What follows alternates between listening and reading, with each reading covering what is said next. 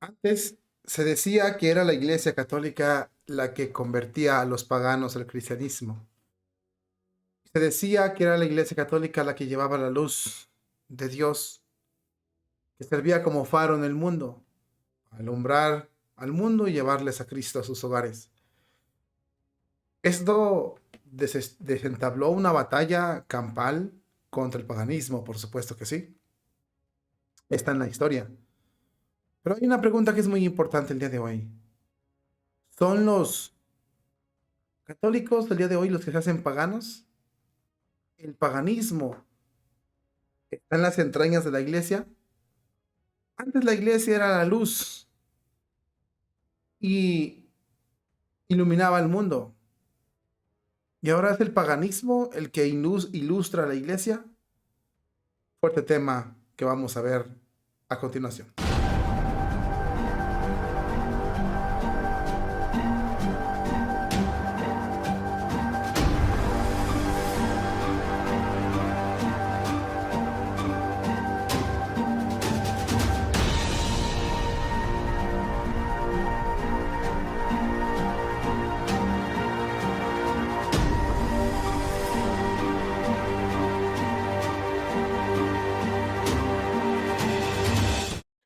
Amados hermanos en Cristo, la fiducia sigue avanzando y esto no hace más que confundirse más y arder más.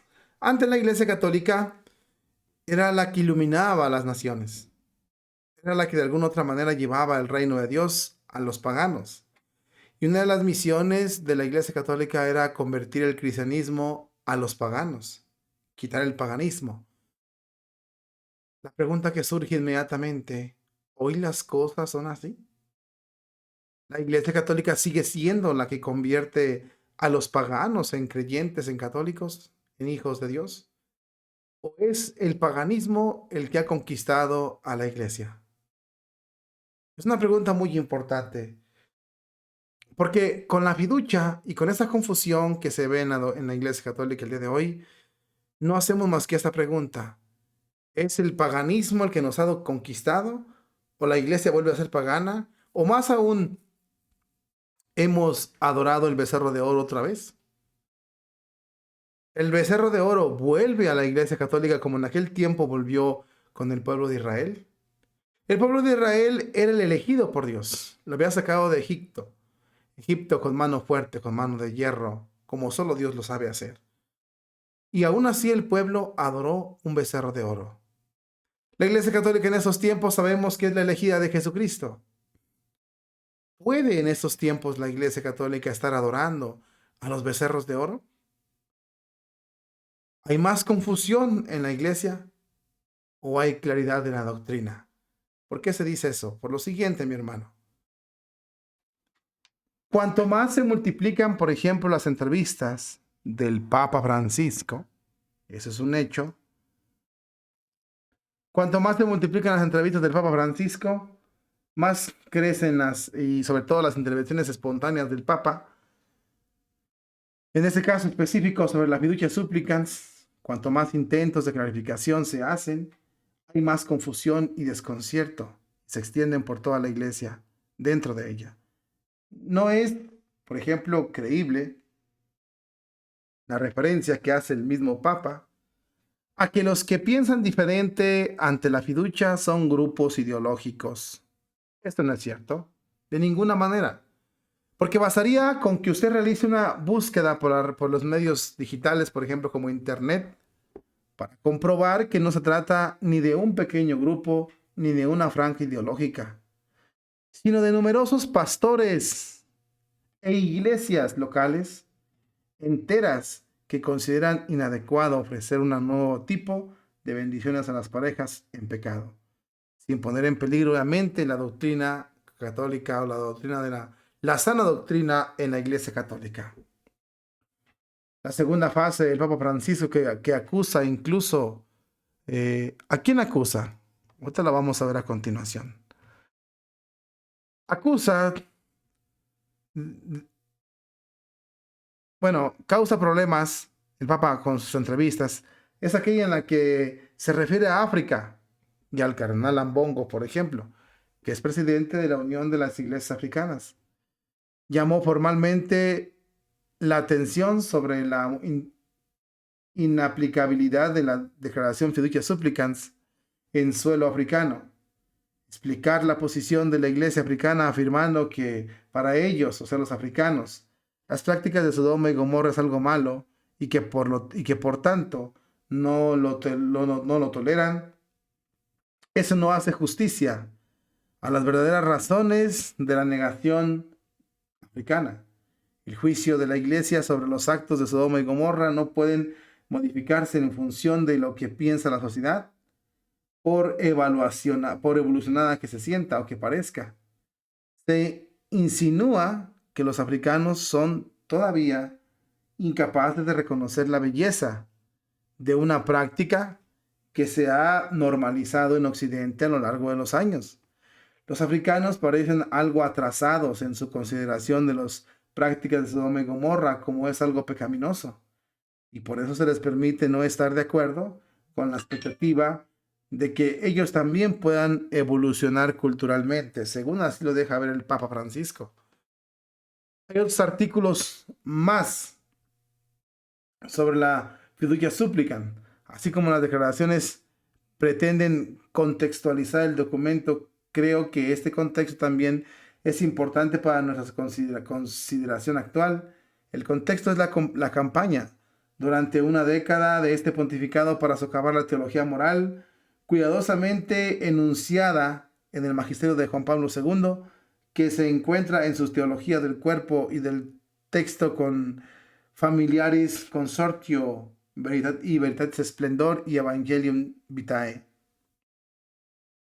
Como muchos documentos de este pontificado, carece de coherencia y desarrollo lógico. El lenguaje confuso que se sirve en Fiducia Supplicans es exactamente una comida chatarra que nos están dando los católicos para alimentarnos a fuerza de propaganda, seminarios y promociones que hacen en la Iglesia Católica, que vienen directamente ordenadas desde el mismo Vaticano. Otro que alza la voz es otro artículo, sobre todo sobre los paganos, porque los paganos adoran el cuerpo. Los cristianos adoran solo a Dios. El culto que hacen los paganos es al cuerpo, a los ídolos del cuerpo. Y esto se ha tornado en torno a Roma. Sobre todo se centra en los actos sexuales y en la relación, sí, sobre todo en la relación física de los actos sexuales. Están los agentes del desorden y la subversión en el Vaticano tratando de subsistir la verdadera fe, sustituir la verdadera fe por la cultura del paganismo, el culto al cuerpo, el culto a solamente lo humano, incluso las relaciones sexuales fuera del matrimonio. Y sobre todo de la propagación del paganismo dentro de la Iglesia Católica, incluso rompiendo con la tradición apostólica. Cultos paganos están desprovistos de la sobrenatural incluso y aprisionados en el eterno retorno de la condenación eterna para los fieles. Sobre todo asegurándose de que cada vez más sean los católicos que pierden la vida, pero la vida eterna. Tucho, el hombre que Francisco puso a la cabeza de la doctrina en Roma, parece ahora tener varias señalamientos de que su teología es pagana. Su forma de mostrarse a los católicos es pagana porque le rinde más culto al cuerpo que a la espiritualidad, abrazando una mística extraña que solo puede traer terribles consecuencias para el cristianismo. Otro de ellos que tenemos aquí es los sacerdotes, por ejemplo, jesuitas. Uno de ellos es James Martin, que se ha convertido en un referente para los modernos del arco iris. Por ejemplo, este fin de semana se le ha visto por Irlanda a James Martin para explicar y dar directrices de cómo se pueden dar las bendiciones a parejas de Sodoma y Gomorra, incluso matrimonios de Sodoma y Gomorra. Esto lo ha hecho a puerta cerrada con conferencias de obispos católicos irlandeses en el Santuario Mariano de Knock, No se ha hecho información pública y parece que al menos de un obispo expresó sus previas reservas sobre acoger al jesuita. El arzobispo de Dublín, por ejemplo, a principios de enero mandó una declaración indicando que los sacerdotes no deberían negarse a bendecir a las parejas de Sodoma y Gomorra, a quienes, incluso quienes mantienen relaciones fuera del matrimonio. Esto nos lleva fácilmente a entender y a creer que el paganismo ha llegado a la Iglesia Católica y que en realidad en muchos lugares, sobre todo siguiendo la mano de algunas directrices de la Iglesia Católica, nos guste o no, han adorado el becerro de oro. La confusión nos lleva al paganismo. El paganismo nos lleva a la perdición. ¿Han adorado o hemos adorado el becerro de oro en la Iglesia Católica? Una pregunta muy interesante. ¿Se ha adorado el becerro de oro en la Iglesia Católica? ¿Hemos sido infieles? Y esto más que nada es de reconocernos a nosotros mismos, hacer una reflexión. ¿La autoridad eclesiástica le es fiel a Jesucristo?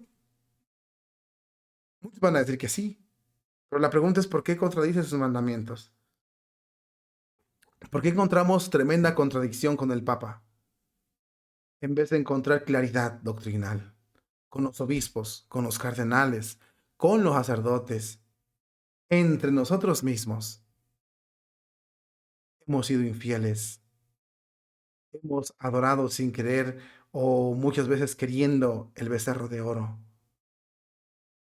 Es necesario que exista una purificación en la Iglesia Católica de una forma similar a la que hizo Moisés antes de que sea demasiado tarde. No tentarás al Señor tu Dios, porque siempre eso es peligroso.